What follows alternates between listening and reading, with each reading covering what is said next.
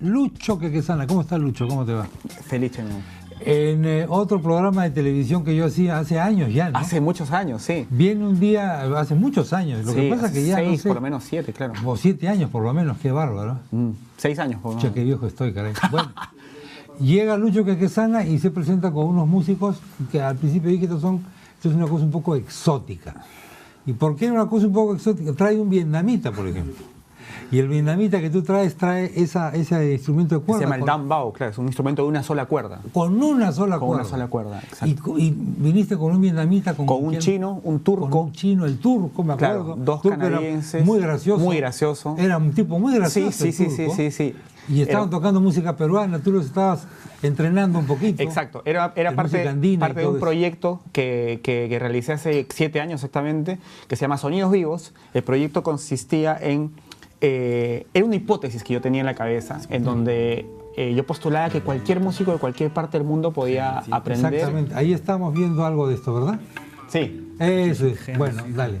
Cualquier músico de cualquier parte del mundo podía aprender la música peruana, sí, tocarla y al mismo tiempo enamorarse de la música peruana. ¿Ya? Entonces ahí es donde salgo a buscar a todos estos músicos y bueno, llego a un vietnamita, un chino, un turco, claro, parece una cosa surrealista. Parece una cosa rarísima, surrealista. Veo, el vietnamita era altísimo, ¿te acuerdas? Era un gigante.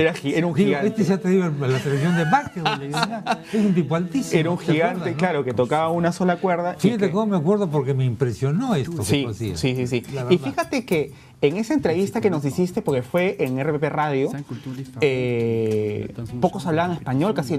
Y en la tele también, en el otro canal. Exacto, en el otro canal, exacto. Y aquí en la radio. Ahora lo escuchas al vietnamita. Masticaban un poquito castellano, hablamos un poquito inglés y todo. Ahora escuchas al vietnamita, es un criollazo. Es un criollazo con jergas. Claro. Está completamente peruanizado, pero más allá de la anécdota de que hablen español, etcétera, digamos, la hipótesis se cumplió, digamos.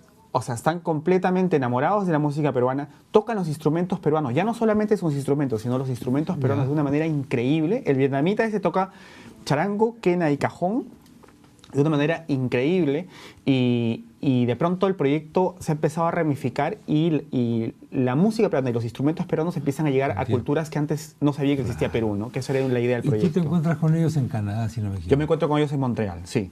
Bueno, y de aquí ha nacido un largometraje, un documental. Un documental. Sí, es un documental que ya tiene, al comienzo fueron 5 años de filmación, el documental está listo desde hace ya buen tiempo y lo único que estamos esperando es las salas de cine para poder estrenarlas desde hace ya buen tiempo. Te cuento de dónde sale la idea del documental. Yo empecé a trabajar con ellos y durante 2 años en donde el proyecto empezó a desarrollar un montón, empezamos a hacer muchos conciertos y muchas giras. A los 2 años yo descubro las historias de cada uno de estos músicos, el por qué yo no los había encontrado en sus países y no los había encontrado fuera de sus países. Fuera de su país. Y de pronto descubro historias, Chema, que te juro que yo no los podía creer. Yo pensaba que era de ficción. Al comienzo pensaba que hasta me estaban bromeando. Y yo, dentro del documental, empiezo en la investigación y son historias muy, muy crudas, muy duras, muy duras. De cómo gente de determinados continentes salen de sus países por situaciones extremas, por circunstancias de la vida, en momentos distintos, para todos finalmente, todas estas historias, finalmente encontrarse tocando la música de un país que ellos pensaban que antes no existía, que era Perú.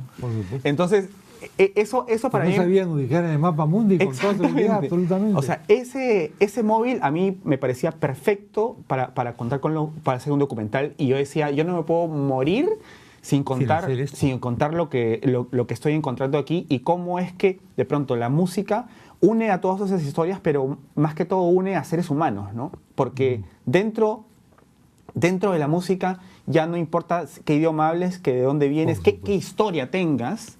Finalmente, cuando estamos tocando y cuando estamos en concierto, todos somos seres humanos que estamos disfrutando de la música. Eso es lo grande de la música, pues. Sí, eso es increíble, ¿no? Es realmente un universo. Ese sí es el lenguaje universal. Sí, es el lenguaje. ¿No? Mira que mucha gente, y tal vez yo hasta antes lo veía como un cliché, ¿eh? Esto de la música como porque se utiliza, pero te lo juro que no es cliché, es realmente cierto. Es realmente cierto. Sí, lo he podido comprobar y estoy contento de comprobarlo también, ¿no? yo compongo y he compuesto durante toda mi vida en base a los instrumentos peruanos que eran mi voz, porque es música instrumental, no es música con letra. Sí.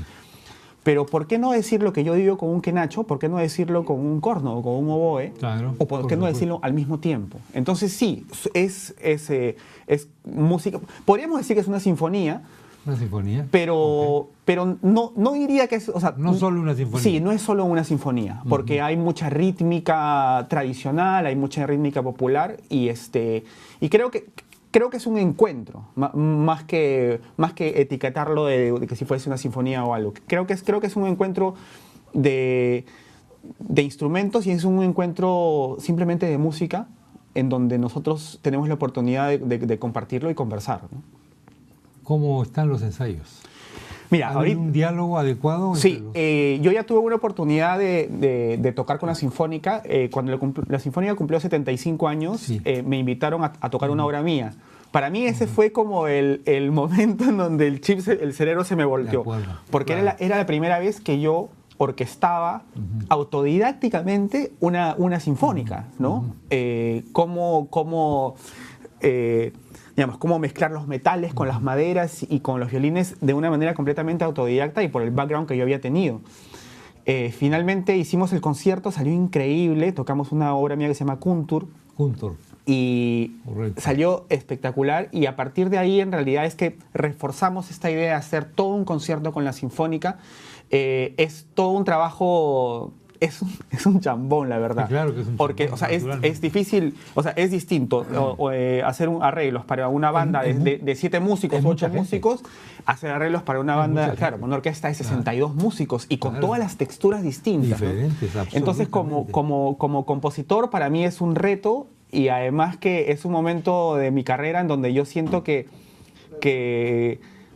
digamos, estoy aprendiendo mucho más, se expanden mucho más las posibilidades de contar cosas a través de la música y el plus es de hacer que la gente se acerque un poco más a estas texturas que generalmente no llegan mucho a lo popular, ¿no?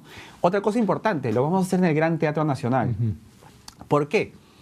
No solamente porque es un teatro Claro, sí. extraordinario y porque se presta, sino porque la gente le tiene mucho miedo a ir al teatro. Es decir, ven un teatro inmenso, imponente enorme, y dicen, no es para mí. no es para mí, aquí no me va a dejar entrar, la entrada es muy cara, Entonces, muy claro. ¿no es cierto? Esto es imposible.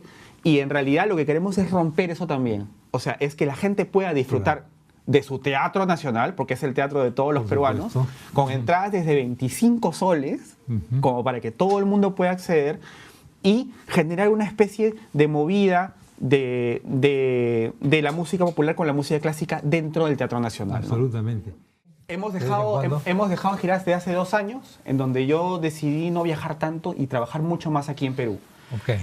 Durante 5 años estuve viajando muchísimo, pero desde hace 2 años decidí quedarme aquí porque tengo un proyecto que se llama Kuntur, que es un proyecto con músicos peruanos y lo que busco es un poco esta idea de romper fronteras entre costa, sierra y selva, ¿no? Hablar de un solo concepto de música, que todo te suene a lo que eres, a mestizo. Que, ¿por qué no una quena no puede tocar con un cajón? Que es exactamente lo que pasa en el Perú, con nosotros. Claro. Y este proyecto Kuntur lo empecé a trabajar hace 2 años, le ha ido bastante bien. Saqué un disco hace 2 años, que le fue bastante bien, fue el disco más vendido del 2011 y del 2012, el cual como compositor era una cosa increíble para mí. Y este proyecto Kuntur es el que vamos a juntarlo con la Sinfónica. Ok. Con los chicos de Sonidos Vivos igual nos seguimos viendo, somos como hermanos, nos escribimos mucho, hablamos mucho por Skype, y cada uno está en sus proyectos. Cada que hablamos me dicen cuándo hay concierto en Perú, porque quieren venir. Quieren venir a tocar. Claro, porque esa vez que yo los traje en donde nos entrevistaste, y de verdad que a mí me toca mucho porque cuando yo llegué aquí con el proyecto, en realidad, claro, era tan raro que nadie nos daba bola. Entonces encontrar espacios para poder mostrarle, para que nos entrevisten, eran dificilísimos. Si tú nos dices un espacio en Sí, RPP... pero si ahí me dicen, va a venir un vietnamita altísimo, ¿cómo no te va a dar espacio, hermano? Pero eso de todas maneras. Bueno, pero todas maneras. esa vez que los traje aquí a Perú fue la primera vez. ¿Por qué? porque ellos ya estaban completamente enamorados de la música peruana, pero no conocían Correcto. el Perú. Y para mí era importante que conozcan de dónde es que había salido todo. Claro. Entonces, cada vez que... Ahí están tus amigos, ve. Ahí está el turco. Ahí está el turco. Ese es el turco, señores y señores. Más conocido como el turco. Ese Y es el ahí está vietnamita. el gigante vietnamita. Sí, que mide como 1,90 m. Es un gigante vietnamita. Sí, aparte que es un musicazo, ¿ah? Toca Mira, increíble. mira cómo se puede tocar esas cosas, qué increíble realmente. Esos son los dos percusionistas canadienses Claro. que tocaron el Los cajón canadienses, increíble. Sí, el cajón, efectivamente. Y aparte tocan instrumentos de todas partes del mundo. Y además, te cuento, ellos abrieron talleres de percusión peruana en Canadá, Ajá. enseñando festejo, volando, me digas. y estaban Un así. montón de gente. Y además que hay algo que es importante y es un poco la idea también de hacer esta mezcla con la sinfónica, que los instrumentos como el charango, la quena, la zampoña, tanto aquí como afuera, están vistos, claro, muy del lado tradicional, como diciendo, no, la zampoña es solo para tocar música andina, el charango también, cuando en realidad son instrumentos universales. Para tocar cualquier cosa. Entonces, cualquier músico de cualquier cultura del mundo Le da una textura además especial. puede agarrar un charango e incluirlo a su cultura, que es lo que ha pasado con Sonidos Vivos, y es un poco lo que vamos a hacer con la sinfónica, demostrar que esos instrumentos Claro. pueden ser solistas dentro de una sinfónica, Absolutamente. y la idea es, a mucho más largo plazo, replicar esto en el extranjero con sinfónicas de otros países, ¿no? ¿Cómo se llama el gran charanguista chileno que ha actuado aquí con la sinfónica? Vaya. ¿Torrealba? Creo que es Torrealba, no estoy seguro. Hay un concierto para charango y orquesta que hace con ese Claro, no. charango. Y es perfecto. Es perfecto. Es perfecto. Claro. Hay un charanguista peruano que se llama Fico Tarazona, el Ya. cual él vivió en Francia, el cual también ha hecho composiciones para orquesta de cámara y charango que son increíbles, increíbles. Entonces, la verdad es que la idea es mostrar nuestros instrumentos como universales, como abiertos a cualquiera que Sí, pueda venir. por supuesto. ¿Qué es lo que pasa con los japoneses? O sea, el shakuhachi, que es uno de los instrumentos principales de viento en Japón, lo tocan en Europa, lo tocan en Estados Unidos y lo tocan alemanes y lo tocan... ¿Por qué? Porque ven que es un instrumento potencialmente universal, ¿no? Lo mismo podría pasar con los instrumentos peruanos, que es lo que pasó con el cajón y se lo llevaron al flamenco. Sí, claro. Y O le han sea, puesto cuerdas y cosas. y le pusieron hay cuerdas. Hay toda una... Bueno, esto nos queda corto el tiempo, pero ya tengo que... No te preocupes, Chema, muchas gracias. Tengo que cerrar. 24 y 25 de mayo va a valer la pena que vayan ustedes al teatro, al Gran Teatro, para que vean este concierto que sin duda va a tener un poder fantástico. 24 y 25 de mayo, las entradas a la venta están en Teleticket de One y Teleticket de Metro. One y Metro. Y compren con anticipación, por favor. Sí, pues porque son 2 días, ¿no? Son solamente 2 Poco, fechas. Sí, poco. Se va a quedar bien cortina. Bueno, esperamos replicarlo después. Bueno, Pero es una bonita oportunidad para ver cómo nuestro Teatro Nacional se abre a todos y al mismo tiempo esta conversación entre lo clásico y lo popular, que finalmente es música y no hay ninguna distinción. Lucho Quequesana. Gracias, Lucho. Nada, muchas gracias, Chao.